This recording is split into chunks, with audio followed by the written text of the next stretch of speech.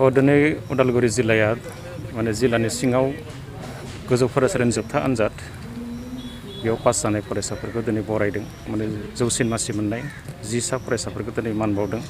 बेजोंनो लोगोसे मोनसे हाबाफारिखौ जिल्ला आफादा लाफादों। जे फोरदाना दैमारि गोसोखां जि बान्था राननाय बेखौबो लाफाबाय। धीरेन बर' सार बिथांनो दिनै बे बान्थाखौ गथायदों। आरो बोसोरफ्रोमबो दुलाराय बर' फरायसा आफादा बे हाबाफारिखौ लायो। आरो दुलाराय बर' फरायसा आफादा मैया साननै सिगाङाव सालबारियाव कमल कुमार ब्रह्म देरहासार बान्थाखौ गथायदों। आरो बै बान्था मोननाय उदालगुरि जिल्लानिफ्राय सानै दङमोन आरो बिथां सानैखौबो दिनै बरायफादों। जे दुलाराय बर' फरायसा आफादा 2006 मायथाइयाव सोलोंथाइ बोसोर फोसावदोंमोन आरो बै बोसोरावनो सानजेनदोंमोन जे मेट्रिक आनजादाव साबेसेया बर' बिजोंनिफ्राय पास जायो। दा बै समाव सानजेननायाव 62ल' मोनदोंमोन। नाथाय बिनि फिथाइया दिनै फैयै फैयै 1300खौ क्रस जाबाय। नाथाय थांनाय 2 बोसोर सिगाङाव बे रिजाल्टआ माने 1600 क्रस खालामदोंमोन। 17 आरो 18खौ जुदि कम्पेयार खालामोबा थांनाय 19 आरो 2020आव बियो एसे गाहायाव फैदों। आरो देग्लायनि रिजाल्टआ थांनाय बोसोरनिख्रुइ एसे साबसिन जादों फार्स्ट डिप पास जानाया। आरो क्वालिटियाव नायोबाबो साबसिन जादों। क्वान्टिटियाव न' डाउट बेयो एसे खम जादों, खिन्थु क्वालिटियाव बियो एसे इम्प्रुभ जादों, जों बेखौ नुदों। आरो थांखिया बेनो दुलाराय बर' फरायसा आफादनि 2007 मायथाइयाव फोसावनाय गुन गोनां सोलोंथाइनि जि मावथांखि मिशन कुवालिटि इडुकेसन बेयो कन्टिनिउ दङ। आरो बिनि उद्देश्यआ जाबाय जोंनि गेजेराव सुबुं धोन सोरजिनाय। आरो बे सुबुं धोन सोरजिनायनि बेलायाव दुलाराय बर' फरायसा आफादनि हाबा मावनायाव जथेस्थ' आं बुंगोन जे बेयाव पजिटिभ मोनसे जोङो दिनै मोनदों। आरो बेनि बेलायाव दुलाराय बर' फरायसा आफादजों लोगोसे बिमा बिफा, दिथागिरि, फोरोंगिरि आरो जोंनि समाजाव थानाय माहारियारि आफाद बिथांमोना जथेस्थ' खस्थ' खालामदों। जायनि थाखाय दा थासारिया मोनसे मोजां फैदों जे गंफ्रोमबो गामियाव फरायनायनि मोनसे थासारिया दा गोदानै सोमजिखांदों, जों बेखौ नुदों। आरो बेनि थाखाय जों फोथायनो हायो जे फैगौ 10 बोसोरनि गेजेराव जोंबो गोबां ACS जों मोननो हागोन, IAS जों मोननो हागोन, IPS मोननो हागोन। आंनियाव बे फोथायनाय दङ। आरो थासारिया जिहेथु दा मोजां जाबोगासिनो दङ। दा जों बेखौनो आसा खालामदों जे आसाम सरकारखौ जों बेखौनो जों खावलायनो सानो जे बर' बिजोंनि जेंनाफोरखौ सुस्रांनांगौ उइदाउट एनि कन्डिसन, जेबो जाहाथे सर्त होआ।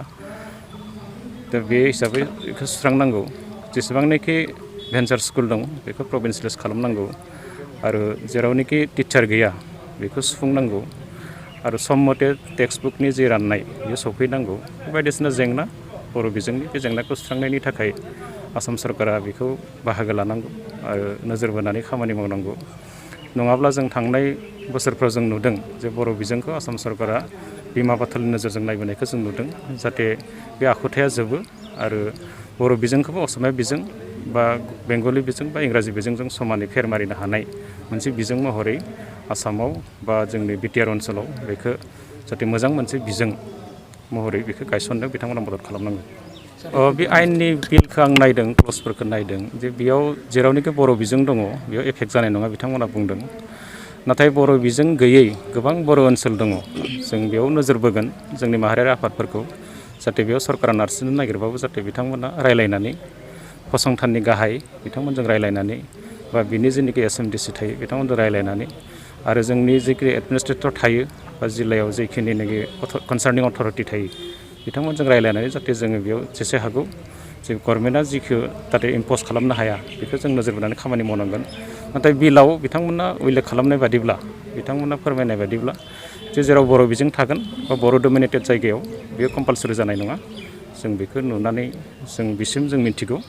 आरो बेबादिनो जुदि जायोबा हयथ' जोंहा बारा एफेक्ट जानाय नङा।